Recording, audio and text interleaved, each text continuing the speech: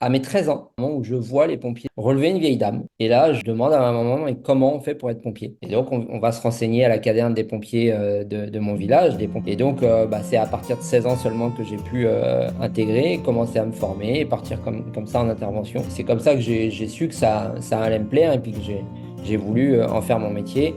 Et quitte à en faire mon métier, j'ai visé haut en me disant, voilà, si j'y arrive pas, je pourrais descendre d'un cran. Et donc, j'ai visé les pompiers de Paris. Tu vois, la vie, elle tient à rien, en fait. On est tous vulnérables par nature. Donc, faut arrêter de se prendre pour des cacous, en fait. Se prendre pour des super-héros, là. Et je dis ça parce que moi-même, j'ai pris le melon en étant pompier de Paris. T'es beau gosse, t'es musclé. Et puis, les gens, ils t'idolâtrent en disant, waouh, t'es pompier de Paris. Donc, tu vois, ton ego, il est entretenu par un inconscient collectif. Et donc, l'ego que tu évoques aussi, toi, en conférence, ah, on est bien là, hein? Ouais, mais l'ego, c'est pas que bien. C'est pas que bien. Donc, vigilance, c'est bien de revenir les pieds sur terre et de se reconnecter à notre vulnérabilité, en l'occurrence, qui est factuelle. Mais quand tu te penses au-delà justement de cette vulnérabilité, c'est là où le danger arrive, en fait.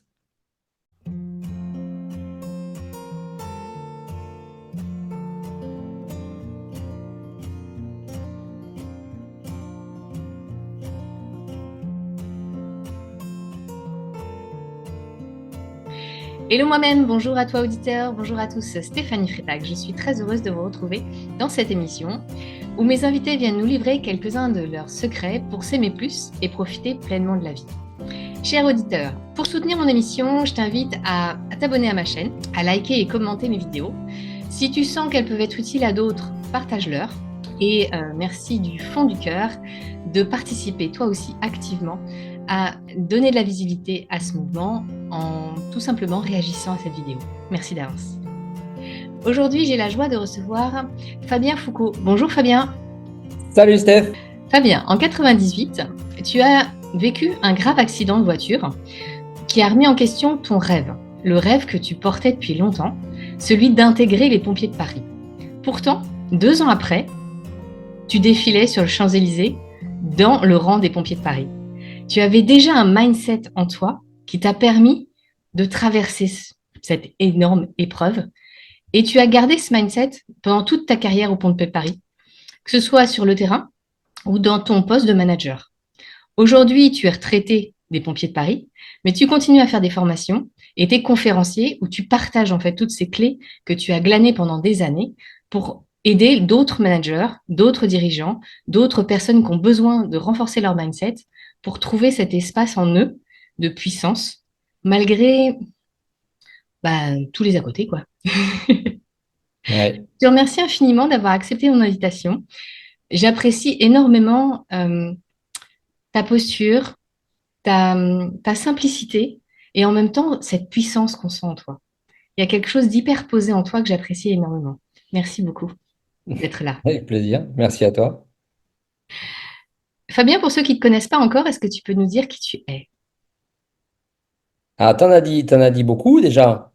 Je suis breton d'origine et je suis monté à Paris en l'an 2000 en l'occurrence, effectivement, 2 ans après cet accident comme tu l'as évoqué. Mais donc j'ai vécu 20 ans en Bretagne. Qui je suis, Bretagne campagne. Voilà, je suis pas issu des côtes, mais plutôt de la campagne. Donc voilà, avec une famille aimante, un environnement, tu vois, très proxy, très chaleureux. Voilà, j'ai grandi dans un environnement privilégié, je dirais. Et Et dis-moi, qui je suis. ce rêve Pardon? d'être pompier, il te vient d'où? Ah, cette anecdote que je raconte dans mon livre, mais on y viendra plus tard, ça me vient à mes 13 ans. En fait, c'est en sortant de la station essence avec ma maman où je vois les pompiers de l'autre côté de la route relever une vieille dame, tout simplement. Et moi, ça m'interpelle. Et là, je demande à ma maman, mais comment on fait pour être pompier? Et donc, on va se renseigner à la caserne des pompiers de mon village, des pompiers volontaires. Et donc, bah, c'est à partir de 16 ans seulement que j'ai pu intégrer, commencer à me former et partir comme ça en intervention. Et donc, c'est comme ça que j'ai su que ça allait me plaire et puis que j'ai voulu en faire mon métier. Et quitte à en faire mon métier, j'ai visé haut en me disant, Ouais. voilà, si j'y arrive pas, bah, je pourrais descendre d'un cran. Et donc, j'ai visé les pompiers de Paris. Ok. Et t'es monté comme ça directement de la Bretagne à Paris, avec cet accident qui est arrivé en plein milieu. Ouais, c'est ça. Et donc, comme tu l'évoquais en introduction, à partir de mes 16 ans, voilà, j'y prends goût. Je sais que ça me plaît. Je vais intégrer les pompiers de Paris. Donc, je me forme. Je m'oriente vers un bac pour construire mon dossier. Et effectivement, 98, donc le 14 juillet 98, 2 jours après la Coupe du Monde et donc cette victoire de l'équipe de France de foot face au Brésil, eh bien, j'ai un accident de voiture au retour du 14 juillet, donc du feu d'artifice. Et dans cet accident, bah, je perds mon meilleur pote.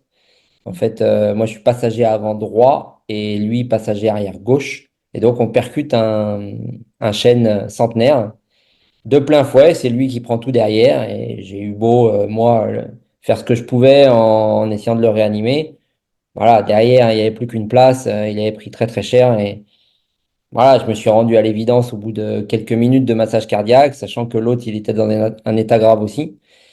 Donc, ça a été une situation assez apocalyptique quand même que j'ai géré un peu seul parce que le conducteur, lui, il était déboussolé, il était voilà, choqué, évidemment.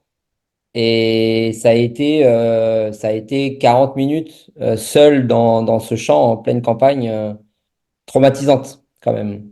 Et effectivement, avec plusieurs mois derrière de remise en question en me disant, mais à quoi bon finalement vouloir intégrer l'élite des pompiers de France alors que j'ai été incapable de réanimer mon pote, quoi. Qu'est-ce qui Voilà, te cette remise en fait, question. qu'est-ce qui te permet de tenir à ce moment-là? Bah, qui me permet de tenir. Que veux-tu que je fasse d'autre si ce n'est de tenir euh, parce que tu penses qu'on peut basculer. Mais c'est quoi la crainte en fait? C'est quoi ta question? Alors, Qu'est-ce qui en me fait, permet de tenir? pas pendant les 40 minutes. Là, pendant les 40 minutes, cela, Ouais. tu es en mode automatique mais c'est après, pendant tes 2 ans là, de récupération. C'est quoi les clés? Ça peut servir à d'autres douteurs, tu vois, qui sont dans la crevague, qui sont dans le doute, qui sont vraiment dans le truc de désespoir, de putain, mais qu'est-ce que je fous dans ma vie à cet endroit-là? Toi, Mm. qu'est-ce qui t'a soutenu à ce moment-là? Ben, c'est la cause même de mes doutes. C'était lui, c'était son départ. Mais lui, il est mort à 17 ans. Ben, moi, je me dois de vivre pleinement et potentiellement pour deux. Pour lui, lui, il est parti, c'est trop tard, c'est terminé. 17 ans, il avait pas fait grand-chose, le pauvre. Moi, je me suis remis en question en me disant, bah, ok, bah, du coup, dans les moments difficiles, bah, je me connecte à lui et moi, j'ai pas le droit de me plaindre. Je fonce, j'avance et justement, finalement, j'en ai fait une force de cette terrible épreuve, l'une des plus terribles de ma vie. Et qui c'est à l'entrée à l'âge adulte, donc c'est quand même pas rien, c'est assez significatif. Et clairement, et c'est encore le cas aujourd'hui, je me connecte très souvent à lui et du coup, ça me donne de la force, ça me donne la volonté d'aller de l'avant. Donc, cette phrase, elle est bateau, mais elle est pourtant tellement vraie. C'est pas ce qui nous arrive le plus important, c'est ce qu'on en fait. Donc voilà, que veux-tu que je fasse? C'est pour ça qu'elle m'interpelle ta question quand tu me dis, mais qu'est-ce qui te permet de tenir? Ben, moi, tu vois, mon cerveau, il bug face à cette question parce que bah, tenir, pour moi, c'est un peu être attentiste. Tu vois, je tiens malgré tout. Bon, bah voilà, mais bah, tous les jours j'y pense, et puis c'est dur, et puis voilà, il est mort, et puis, bah ouais, mais. Enfin, tu vois, c'est là, c'est comme ça. C'est terminé. Ce qui s'est passé avant, ça s'est passé, c'est terminé. On ne pourra plus jamais rien y changer. Il y a une vie à construire, il y a un présent à accepter, une vie à construire. Donc, bah, qu'est-ce que j'en fais de tout ça? Donc, go, quoi, on y va. Et On y ça, à va. 17 ans, tu l'as déjà? À 18 en l'occurrence, mais Oui. Écoute, sans doute. Sans doute, c'est quelque chose. Effectivement, c'est une question qui revient souvent, mais ouais, pour toi, Fabien, enfin, toi, effectivement, tu vas de l'avant, t'es courageux, t'es déterminé, mais c'est un état d'esprit et ça se cultive, tout ça. Et c'est clairement être proactif et non pas en réaction à ce qui nous arrive. On est en réaction un immédiat, mais très rapidement, on se doit de prendre du recul, en fait, et d'aller de l'avant malgré tout, puisque bah, la vie continue. Et c'est vrai que c'est souvent ce qu'on dit aussi, hein, c'est pour ceux qui restent le plus dur. C'est vrai, c'est vrai. Mais pour autant, on se doit d'accepter la situation telle qu'elle est et avancer aussi pour ceux qui sont partis. C'est aussi leur rendre hommage. Eux, les premiers, ils seraient contents s'ils nous voient, s'ils nous entendent. Ma foi, je pense que ça leur plaît beaucoup plus de savoir qu'on s'épanouit, qu'on avance, qu'on s'éclate, qu'on est heureux, plutôt que de tous les jours penser à eux et puis de se Oui, morfondre. ça c'est ce que tu dis aujourd'hui, mais quand ça t'est arrivé, tu étais déjà dans cet état d'esprit-là? Bah écoute, je te dis, j'ai mis 3 mois à peu près à me remettre en question et à me dire, bah c'est terminé pour lui, clairement, je ne pourrai plus jamais rien y changer. Ben non, mon rêve, je le garde en main et justement, je vais mettre les bouchées doubles. Et quand j'allais m'entraîner, tu vois, j'avais 18 ans, 19 ans, t'es pas encore un homme à cet âge-là, hein, t'es freluquet, enfin me concernant, j'étais pas bien vaillant, quoi. Ah ben, j'allais courir, je faisais du sport, je mettais les bouchées doubles, tu vois, et c'était dur. Ben, c'était dur, mais c'est rien par rapport à la mort, tu vois ce que je veux Oui. dire? Ah ouais. Donc j'ai 19 ans, enfin j'ai 18 ans, 19 ans, j'ai vécu ça, ben en avant quoi, en avant. Et puis t'as pas le droit de te plaindre. Donc en gros, ce que j'entends, c'est que il y a eu ces 3 mois là où tu as mis un genou à terre et après, c'est l'action qui t'a fait. Allez, je me raccroche à ce rêve-là et j'y vais et j'avance. Ça, c'est Ouais, quelque chose qui est important pour, tu vois, pour les gens qui vivent quelque chose de difficile, où ils se sentent en fait amoindris par tout ce qui se passe et ils ont besoin, tu vois, d'espoir, de dire, OK, je peux sortir de là. Je ne suis pas obligée de subir ce qui est en train de se passer. Euh, Parce qu'on peut se dire aussi, je subis mon mindset. J'ai pas un mindset de champion. Comment je fais pour l'avoir, ce oui, mais mindset, ça c'est tu pas vois? une maladie incurable, hein. Non, je sais Ne bien, pas avoir un mindset de champion, ça se cultive. ça se Mais c'est cultive. ça qui est intéressant, tu vois? Ce passage-là de, OK, comment je fais pour développer ce mindset? Et ça, c'est des choses que tu as aussi développées par la suite.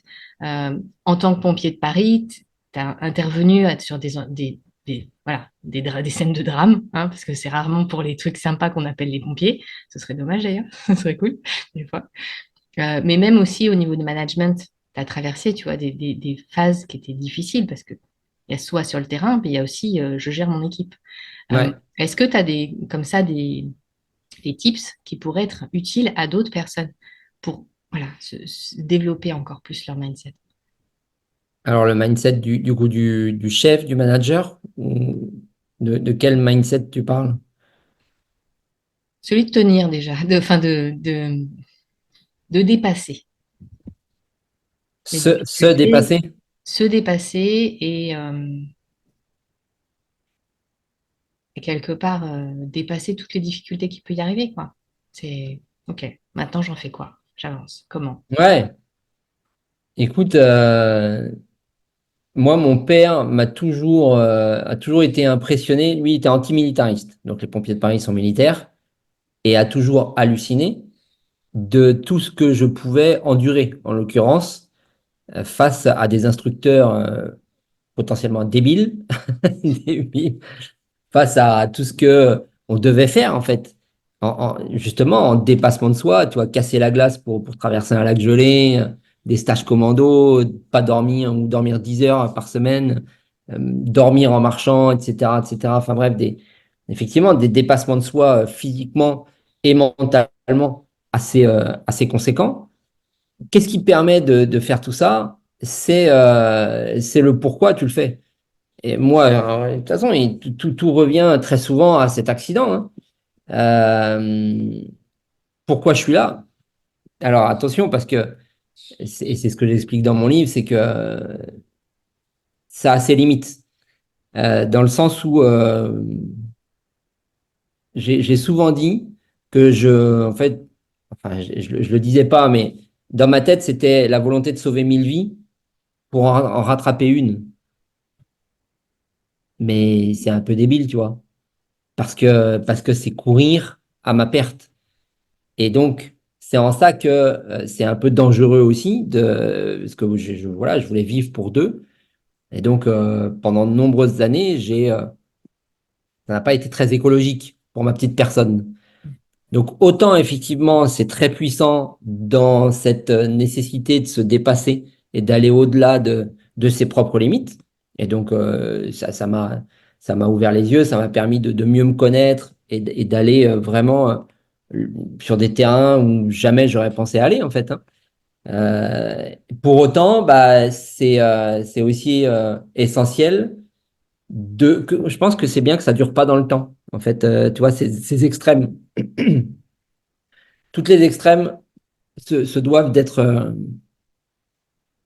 cadencés, doivent être cadrés et doivent pas durer dans le temps, puisque c'est pas écologique et ouais, potentiellement c'est dangereux, quoi. Donc voilà, pour répondre simplement à ta question, le dépassement connecté à cet accident, bien sûr, et j'ai eu d'autres, tu vois, des proches qui sont décédés, bah, tu dis, mais tu vois, la vie, elle tient à rien, en fait. Et c'est en ça où moi, je prône la vulnérabilité, parce qu'on est tous vulnérables par nature. Donc, faut arrêter de se prendre pour des cacous, en fait.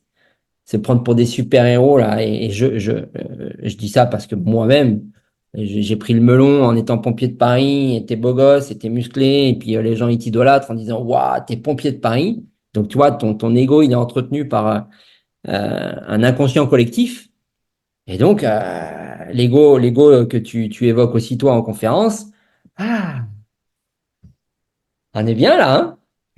Ah ouais, et l'ego, c'est pas que bien. C'est pas que bien. Donc, vigilance. Et donc, c'est en ça où c'est bien de revenir les pieds sur terre et de se reconnecter bah, à notre vulnérabilité, en l'occurrence, qui est factuelle. Mais quand tu te penses au-delà justement de cette vulnérabilité, c'est là où le danger arrive, en fait. La vie, c'est te rattraper pour te... Ah, ça, clairement. Ouh, tu Clairement. marchais 1 mètre au-dessus du sol? Non, vas-y, tu vas le Ouais, ouais, sentir, le ouais. sol. Ah, ouais, bien sûr.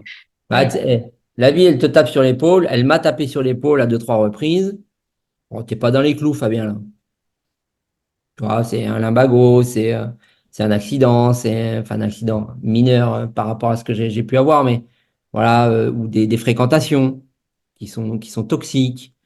Tu vois, il y a des signes de la vie comme ça. Bah, tu les écoutes plus ou moins. Puis jusqu'au moment où on te retape un grand coup sur la tête. Ouais, Hum. ça fait mal. Et bon, là, j'ai décidé de changer quand même. Ok. Justement, ça a été quoi, toi, tes 3 grandes réalisations de ta vie dont tu ressens encore de la fierté ou de la gratitude aujourd'hui? Le défilé du 14 juillet, qui est une date symbolique, 14 juillet, bien sûr, mais du coup, 2 ans après, jour pour jour après mon accident. Donc, il y a une grande fierté de défiler sur les Champs-Élysées en tenue de pompier de Paris. C'est une forme d'accomplissement, de reconnaissance, de reconnaissance par rapport à mon pote, en fait, et de sensation, on l'évoquait tout à l'heure en coulisses, d'être à sa place.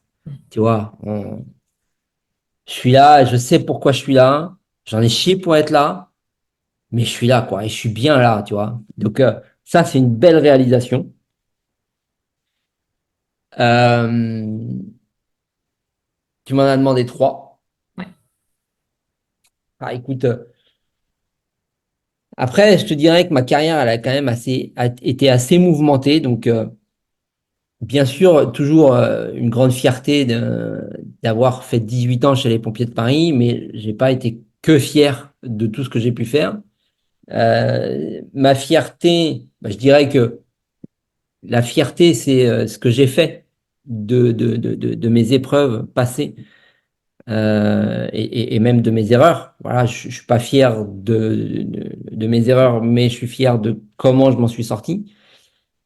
Pour autant, mais je dirais mes deux autres réalisations, c'est clairement cette activité aujourd'hui de conférencier professionnel et donc d'être sur scène et d'avoir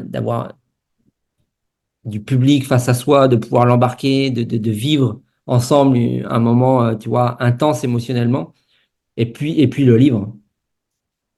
Voilà, je dirais que c'est spontanément les trois grandes réalisations. Alors bien sûr, je te passe les enfants, hein.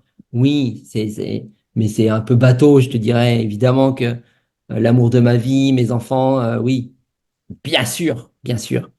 Mais voilà, dans un cadre professionnel, le défilé du 14 juillet, conférencier professionnel et mon livre. Ça a été quoi les étapes que tu as trans- transformées pour en faire des fiertés? Les étapes que j'ai transformées pour en faire des fiertés.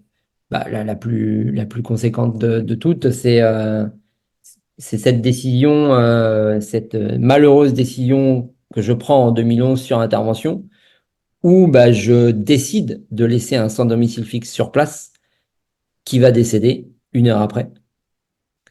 Et ça, ça fait donc tu vois typiquement, je dis toujours que c'est une faute qui s'explique, mais qui ne s'excuse pas. Elle s'explique du fait d'une certaine lassitude, du fait d'un non-alignement avec qui j'étais, du fait d'un rythme. Tu vois, on parlait d'extrême tout à l'heure. J'ai vécu dans l'extrême pendant plusieurs années avec les filles, avec la fête, la drogue, les voyages. C'était du grand n'importe quoi. Je suis très content dans l'absolu d'avoir vécu, tu vois, des moments incroyables, mais c'était pas normal. Enfin, tu vois, c'était pas écologique. Comme je le disais tout à l'heure, ça pouvait pas durer dans le temps. Et j'ai eu des signaux de la vie que j'ai pas écoutés. Bon, ben voilà, bam. Donc j'ai pris très très cher suite à cette grave erreur.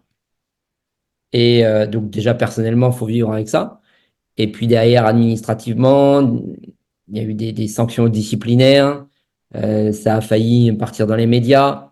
Donc j'ai pris très cher. Ça a été très très compliqué pendant plusieurs mois, voire plusieurs années. Parce que derrière, en plus, je suis muté dans une caserne qu'on pourrait qualifier de disciplinaire, avec un chef tyrannique, bipolaire et instructeur de Krav Maga, comme j'aime l'évoquer de manière ironique dans ma conférence. Mais ouais, ça a été 2 ans de labeur derrière pour remonter la pente en fait et montrer qui j'étais vraiment parce que finalement pendant 11 ans, tu sauves des vies, tu accouches des femmes, tu fais plein de choses chouettes en fait en tant que pompier et bien sûr que bah, j'ai fait des choses bien, tu vois. J'ai j'ai pas fait que de la merde pendant 11 ans. J'espérais. Autant, bah, grosse merde, grosse erreur. Et en fait, ça remet en question toute ta carrière finalement. Tu vois, tu deviens le vilain petit canard en une décision. Et derrière, bah, faut remonter la pente.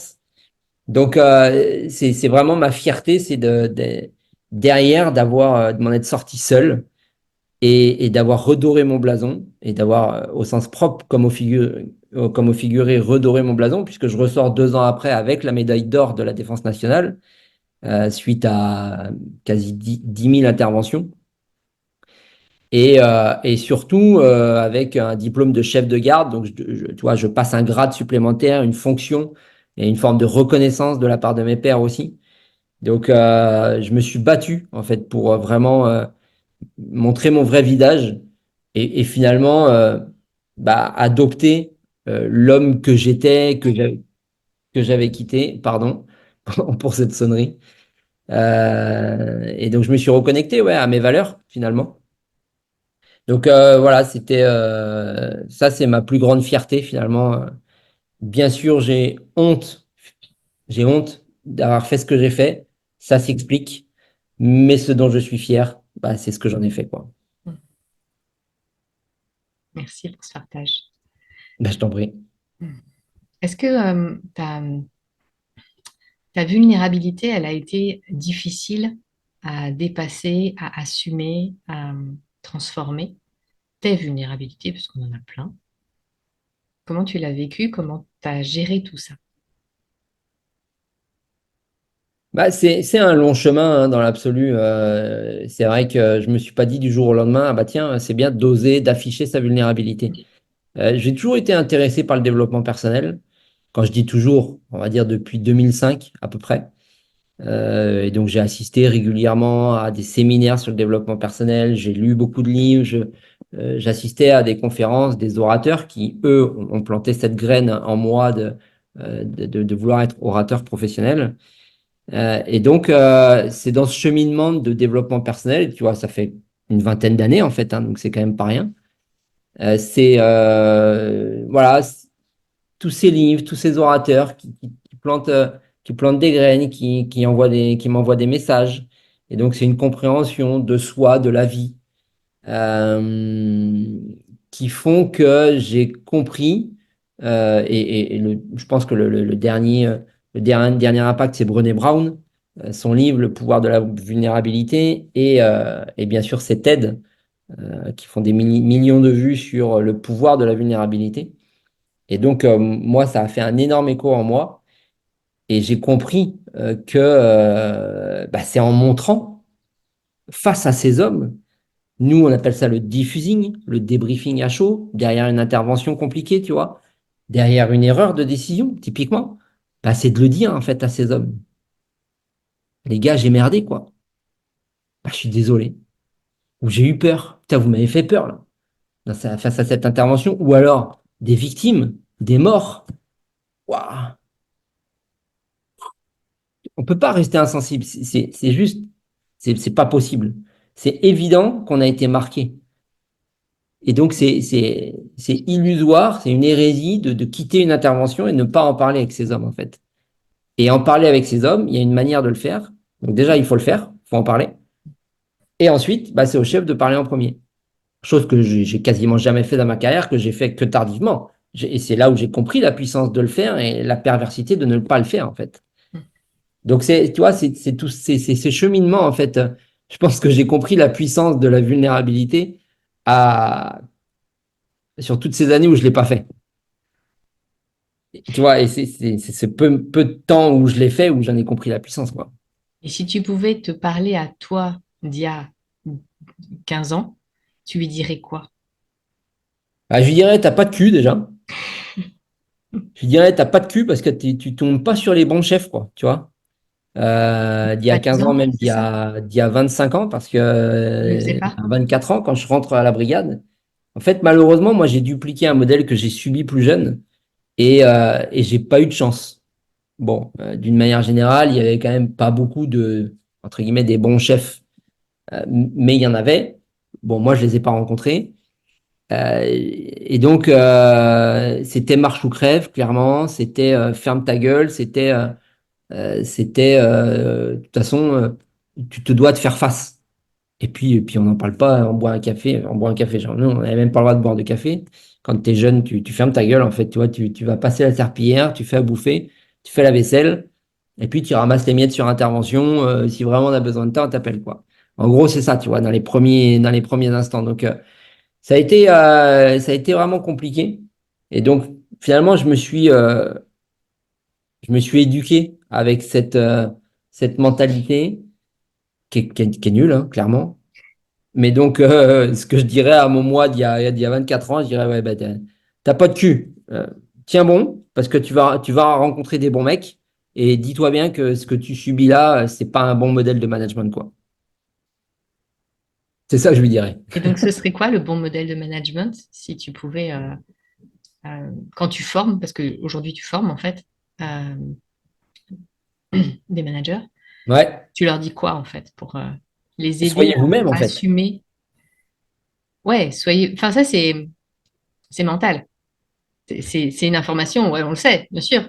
Mais concrètement, tu dois dépasser quoi pour pouvoir être toi-même? Le regard des autres, Ouais. la peur du jugement.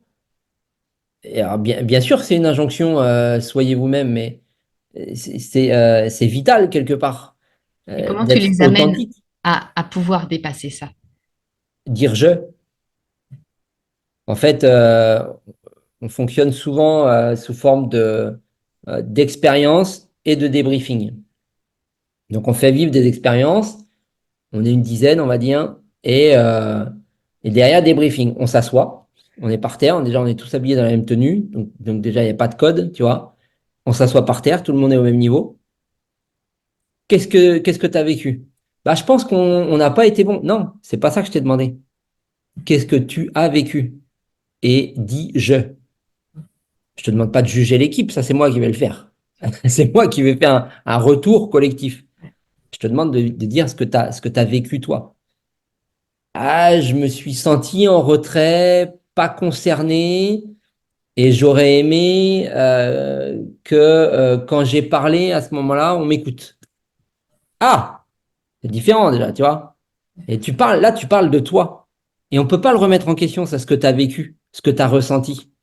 C'est pas possible. On peut pas dire, ouais, non, t'as pas vécu ça. Ben, si, je l'ai vécu. Ça m'appartient. Donc, je les invite, en fait, vraiment à parler d'eux, à parler de ce qu'ils ont ressenti et à se connecter à leurs émotions et les partager, en l'occurrence, leurs émotions. Puisque si on les garde pour nous, bon, bah, c'est là où, justement, on n'est pas authentique, on n'est pas soi-même. On n'ose pas la potentielle vulnérabilité parce que, bah, j'ai rien dit parce que j'avais peur. Putain, mais dis-le! Eh les gars, j'ai peur là. Ah, t'as peur. Bah, pourquoi t'as peur? Et puis potentiellement, en fait, c'est une bonne idée. Tu vois, si t'as peur, t'as peut-être raison d'avoir peur. Et les cacous qui sont partis devant là, bah, ils ont fait les fiers à bras, mais en fait, ils sont un peu débiles d'être partis comme ça, quoi. Ah, finalement, tu vois, on rentre dans un truc où chacun a sa place, on s'écoute, et ça devient un modèle constructif, quoi. Ouais, c'est puissant. Merci pour ces petits tips qui sont essentiels. Ah bah ouais, ouais, et effectivement, après, c'est à la charge du chef, du leader, du manager de poser le cadre, en fait, et d'accord, de distribuer la parole et surtout le comment on s'exprime. C'est fondamental, fondamental. Dans notre société, beaucoup d'entre nous ont du mal à s'aimer pour tout l'être imparfait qu'ils sont. T'en es où, toi, sur ce chemin d'acceptation et comment t'accompagnes des managers, des dirigeants à accepter leurs imperfections, leur vulnérabilité? Parce que justement, je les mets face à la puissance de cette fameuse vulnérabilité. Tout ce qu'ils n'osent pas dire, c'est ça qu'il faut mettre devant, en fait. Parce qu'on en a tous des failles. On a tous un boulet, tu vois, une mauvaise décision, une erreur de jugement. On a tous un truc, hein. On a tous nos boulets, hein. Ça, c'est une certitude. On a tous nos boulets, on a tous nos failles, nos faiblesses, tous. Par contre, personne ne le dit. Et celui ou celle qui commence à le dire, ah, en fait, on va pas se foutre de sa gueule. À, à toi aussi. Ah, putain. Ah, merci de le dire, quoi, tu vois. T'as osé le dire. Ah, parce que toi aussi, ça t'est arrivé. Mais moi aussi, ça m'est arrivé. Bien sûr que ça m'est arrivé. Et les langues, elles se délient, tu vois. C'est un truc de malade parce que tu peux travailler en fait avec quelqu'un qui est en face de toi depuis 5 ans dans le même bureau. Tu la connais pas cette personne. Tu sais pas qu'il lui est arrivé ça en fait. Mais merde, tout est là en fait, tout est là. Mais parlez-vous. Tu viens d'où? C'est quoi tes passions? Qu'est-ce que tu as vécu? Comment tu as fait? Exactement ce que tu fais avec moi aujourd'hui. Comment tu as fait pour surmonter cette épreuve? Parce que c'est bien joli de rester en surface, hein. Ah bah c'est confortable. C'est hyper confortable. Mais comme je le dis aussi très souvent, c'est pas dans les lieux cosy avec le petit café, la climatisation, le chauffage l'hiver que on se dépasse et qu'il y a une cohésion d'équipe qui se forme, hein. Non, non, c'est en rampant dans la boue et en vivant des moments difficiles que se forgent les grandes équipes. Donc clairement, il faut y aller sur les terrains difficiles en fait. Et il s'agit pas, c'est une image que de se traîner dans la boue, mais se traîner dans la boue, c'est à la machine à café, c'est de se dire les choses en fait. Les manches et on y va. Et ouais, c'est ça. Et c'est de se dire les choses, et c'est de crever l'abcès, et c'est d'arrêter d'être en surface en fait. Tu vois, tu m'as posé la question, mais qui es-tu, Fabien? C'est pas qu'est-ce que tu fais dans la vie. Non, c'est qui es-tu? Mais ça change tout. Et ça, je le fais régulièrement en networking. Et les gens, ils disent, pourquoi tu me poses cette question-là? Bah, parce que ça m'intéresse de savoir qui tu es. Ça m'intéresse pas de savoir ce que tu fais. On va y venir, ça. De toute façon, tu vas me le dire. Même si je te pose pas la question, tu vas me le dire. Mais en fait, tu es beaucoup plus que le boucher du coin, l'ingénieur en informatique. T'es pas que ça, en fait. Ça c'est l'image que tu veux donner à la société. mais qui tu es fondamentalement. Putain, en 10 secondes, ah ouais, bah, qui je suis. Mais en fait, ça perturbe parce que les gens, ils sont pas habitués à dire qui ils sont vraiment, tu vois. C'est fou, hein. Mais donc ça, tu vois, c'est des questions simples et c'est se reconnecter à qui on est vraiment, à notre authenticité, notre origine, le pourquoi on fait les choses. C'est tout bête, mais c'est tellement puissant.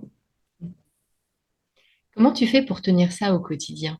Pour calmer l'ego qui peut prendre un peu, voilà, venir gonfler un peu trop ou pas assez des fois aussi, Ouais. qui se dégonfle un peu trop. Comment? Tu as des tips, toi, pour prendre soin de toi dans les creux de vague quand tu manques de confiance en toi ou quand on a trop, justement, de la confiance? Écoute, je pense que la vie quotidienne avec les enfants et puis le ménage et de faire les courses et tu vois, et de remplir le frigo et tu vois, des basiques en fait te ramènent assez rapidement à la réalité de la vie, tu vois. Quand tu es bien gentil de faire le kéké devant 400 personnes, mais ton fils il a fait pipi au lit, tu vois. Ouais. Ah bah oui, c'est vrai. Bah, lève ton cul, tu vois. Et ça, et en fait, c'est ça la vie, c'est ça la vraie vie. Et donc, ça, c'est pour faire redescendre l'ego, en l'occurrence. Là où potentiellement, effectivement, ça peut arriver. Effectivement, oui, ah, quand même, tu vois. Bah, j'ai fait ça, tu vois. J'ai écrit un livre, je suis sur scène. Ouais, ça claque, tu vois, ça claque. Bon, bah, va changer les draps, ok? Ou va sortir les poubelles, tu vois, typiquement. Et puis après, c'est vrai que, et ça, je pense que j'ai la sensation que c'est quand même généralisé, mais bon, je vais parler de mon cas. Euh, j'ai des difficultés à avoir de la gratitude, en l'occurrence. Tu vois, cette gratitude qui permet dans les moments down, un peu, on l'évoquait aussi en coulisses tout à l'heure, ces lendemains, un peu gueule de bois où bah, tu as fait des belles réalisations la veille ou les semaines, les mois, les années passées, mais tu es dans le down et je pense que je pratique pas suffisamment la gratitude. Et alors, je sais que c'est puissant et donc du coup, c'est cette clé que je vais donner, qui est connue, hein, mais c'est vrai que c'est quand même de se poser et de se dire, mais attends, mais qu'est-ce que j'ai réalisé? Typiquement, tes trois questions tout à l'heure, elles sont redoutables. C'est quoi tes grandes fiertés, tes grandes réalisations? Qu'est-ce que tu as fait dont tu es fier en fait? Hier, il y a un mois, il y a un an, 10 ans de ta vie en fait, c'est quoi le plus beau? Ben, en fait, ah ouais, t'as fait ça quoi. Ben, le down, tu vois, le down, il peut perdurer un peu, mais il fait pas le poids face à cette gratitude et face à ce focus. Et donc, c'est comme ça qu'on peut développer un mindset positif en l'occurrence, parce que c'est facile effectivement de voir la poussière, de voir tout ce qui va pas. Mais en fait, il faut voir plus loin. Typiquement, si je devais là t'expliquer mon environnement, ouais, c'est un peu le bazar, il y a un peu de poussière. Mais si je regarde plus loin, ouais, il y a un magnifique jardin, tu vois. Donc, qu'est-ce que je fais? Est-ce que je reste dans le bazar ou est-ce que je vais me promener dans le jardin? Bah, c'est un choix. C'est un choix de focus, tu vois. Moi, j'aime bien l'image, alors ça vient pas de moi, c'est Marshall Rosenberg, l'inventeur de la CNV qui partageait ça. Et je lui ai piqué l'idée parce que je me suis dit, putain, si lui, il a besoin de ça, c'est que peut-être que moi, petit humain, j'en ai encore plus besoin. Ouais, Et en fait, il disait que dans les moments de Dan, dans les moments où vraiment il rentre chez lui et il se trouve nul, quoi, ouais. il a un carnet, en fait, dans lequel il a noté tous les retours de personnes qui ont eu de la gratitude pour lui et puis tout ce qu'il a réussi à faire. Et en Mm, fait, dans le mien, je m'en suis fait un aussi. Et il y a des petites choses qui paraissent simples, comme tout. Par exemple, moi, c'est d'avoir appris à lire. Comme mm, ça a l'air de rien. Moi, j'ai appris à lire couramment à 30 ans. J'ai découvert que j'étais dyslexique à 25 et j'ai appris couramment à lire à 30 ans. Et en fait, rien que ça, de pouvoir me reconnaître, et des fois j'oublie, hein, je me reconnecte à ça, je fais, ah ouais. Pareil, j'ai eu un accident quand en 2001, je pouvais plus prendre les transports en commun. La moindre vibration me faisait mal. Et en fait, je peux aujourd'hui prendre les transports en commun. Et en fait, ça a l'air tout con comme ça. Mais quand tu en as été privé pendant 2 ans, que tu pouvais plus sortir de chez toi, tu pouvais même pas Mm. prendre les transports en commun, que tu pouvais pas prendre de voiture, tu te rends compte en fait de la chance que ça a. Et on Ouais, l'oublie ça. Et le fait que ce soit écrit sur un carnet, quand les moments vraiment difficiles, je relis mon carnet, je fais, ah ouais, mais oui, il y avait ça, puis il y avait ça. Et en fait, quelque part, c'est de préparer. Je sais qu'il va y avoir des moments d'âne. Je sais qu'il va ouais, y avoir des moments difficiles. Et donc, je le prépare dans les moments où je vais bien. Et ce carnet-là, mais c'est une mine d'or, en fait. C'est un truc qui ouais. fait vachement du bien. Je sais pas si ça peut te... Voilà. Ah, mais carrément, bien sûr. Bah, moi, ça me parle et ça va parler aux auditeurs aussi. Bien sûr, c'est d'une puissance redoutable, hein, clairement. Il n'y a pas besoin d'aller chercher dans des trucs, des prouesses absolument exceptionnelles. Allez chercher dans ce que vous avez vécu, quoi. C'est vraiment puissant. Ouais, alors après, minimise pas quand même le fait d'avoir appris à lire Oui, couramment, tu vois, à 30 ans. ouais. C'est pas minime, tu vois, c'est quand même Non, mais on belle pourrait se dire, fierté. oui, il faut que ce soit un exploit Ouais, ouais, bien physique, sûr, je machin chose. comprends. Non, en fait, ça peut être des choses aussi simples que ça, mais c'est un dépassement de soi. Et quelque part, c'est de soi à soi. C'est Bah pas oui, les autres, c'est pas le regard des autres, en c'est fait. ça, c'est subjectif, hein, parce que un exploit, est-ce que tu vas considérer comme exploit? Moi, je vais te dire, ouais. Et le contraire, tu vois. Ouais. Je vais te dire, waouh, truc de ouf! Bah non, Fabien, pourquoi? Donc en fait, effectivement, comme tu dis, c'est un truc à soi, c'est une réalisation personnelle, et se dire, ouais, moi j'ai fait ça, et j'en suis fier, quoi. Et Mm. les autres, ils pensent ce qu'ils veulent, quoi. Mm. Comment tu fais, toi, pour cultiver ton estime de toi, malgré les échecs, malgré les critiques, que ce soit privé, est-ce que tu sens déjà une différence entre les critiques privées ou publiques? Et comment tu gères ton regard à toi par rapport à tes ratés? C'est une excellente question. Je sais que j'ai du travail à faire là-dessus.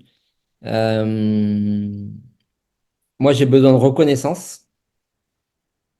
Et donc, inévitablement, quand j'en ai pas, bah, je suis triste, je suis un peu en souffrance, je suis malheureux. Pour autant, tu vois, le livre, là, m'a appris une grande chose, puisque, en fait, forcément, je parle de certaines personnes avec qui j'ai vécu des moments forts dans ma vie.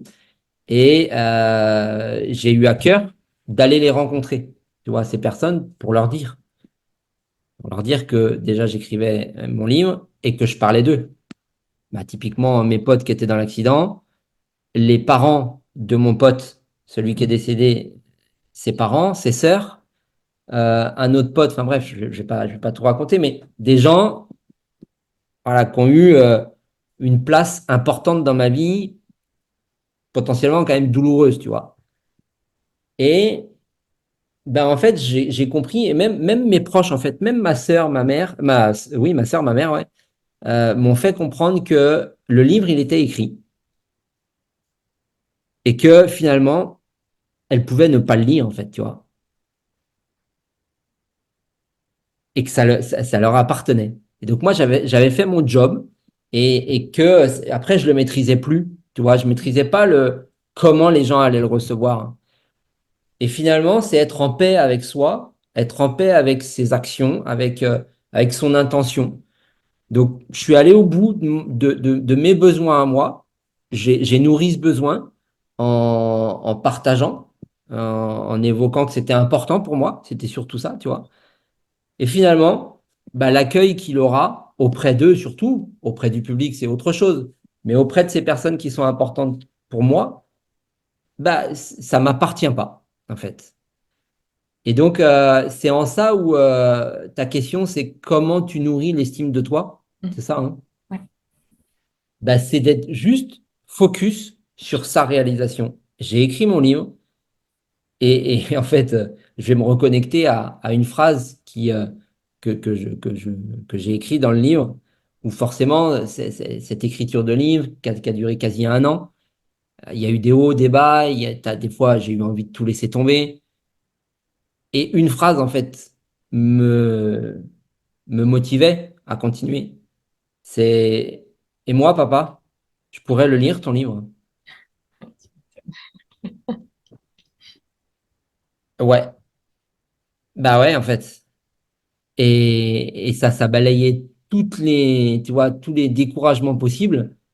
Et donc, ça a tellement de sens, en fait. Et moi, du coup, j'ai de l'émotion là qui monte, mais ayant perdu mon papa, eh ben, si mon père avait écrit un livre, putain, mais je me plongerais dedans, tu vois. Et donc, c'est en ça où bah, j'ai beaucoup d'estime de moi. Je suis très fier de moi d'avoir fait ça parce que ça a beaucoup de sens, en fait. Et donc, ce besoin de reconnaissance, je te dirais que c'est finalement, c'est moi qui reconnais aussi mon parcours, qui reconnais mon histoire et qui me Tu te reconnais l'offres à moi-même toi-même, en fait, cette et qui reconnaissance. m'honore, en fait, tu vois, au travers de cet acte. Et ce qui a fini de me mettre en paix avec ça, tu vois, j'allais même jusqu'à, surtout pour ma mère et ma sœur, tu vois, je voulais maîtriser le moment où elles allaient le lire, en fait. Tu vois ce que je veux dire? Mm. Mais je me rendais pas compte quelque part, de la bêtise que c'était. Et parce que ma sœur, elle m'a dit, mais tu sais, je sais pas quand je vais le lire, en fait, hein, parce qu'il faut que je sois, moi, prête Ouais. à le lire. Ah, je dis, ouais, c'est vrai, moi, j'avais pas, tu vois, j'avais pas perçu ça, en fait. Et donc, ça m'a beaucoup aidé. Ça m'a beaucoup aidé à être en paix, finalement, avec le résultat, voilà, le comment il va être reçu, ce livre. Moi, j'ai fait mon job. J'en suis fier. Je sais que ça sera utile. Pas pour tout le monde, mais voilà, je m'estime fier et heureux, quoi. Tu t'offres cette reconnaissance dont tu avais besoin. C'est chouette. Carrément, carrément, carrément, bien sûr. Ouais, quelle belle réalisation, quelle fierté, quoi. Et en conclusion, quel secret t'aimerais léguer à ce monde? Légué à Quel secret la vie, elle t'a apporté que tu aimerais léguer au monde?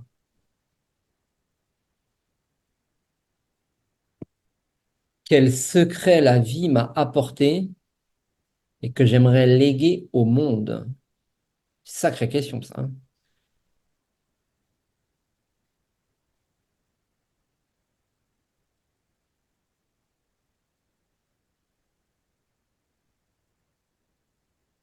J'allais dire observer sans juger. Observer sans juger. C'est quelque chose que j'ai appris en méditation Vipassana, qui est pour moi redoutable.